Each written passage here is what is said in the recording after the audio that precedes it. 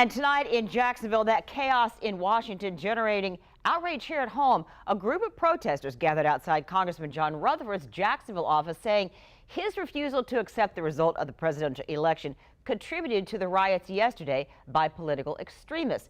On your side's Troy Kless joins us now live from Rutherford's office where the protest wrapped up earlier today.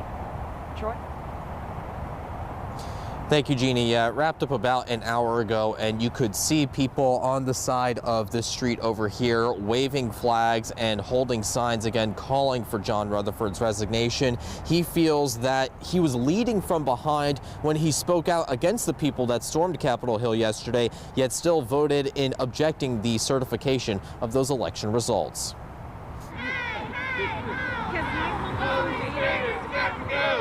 A peaceful protest outside of John Rutherford's Jacksonville office. Police asked a man to leave after getting into an argument with protesters, many of whom were upset over the unrest in Washington.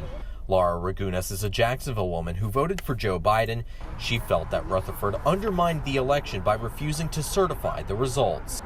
And unfortunately, Representative Rutherford chose to help incite that violence. And then after the violence occurred, he chooses to make a passive statement in support of democracy after he has done everything to subvert it. Representative Rutherford was not available for comment Thursday. He tweeted a statement this morning saying, "Our constitutional process of debating the state electors is now complete.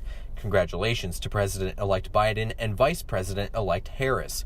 I pray for them as they lead our great country," he wrote.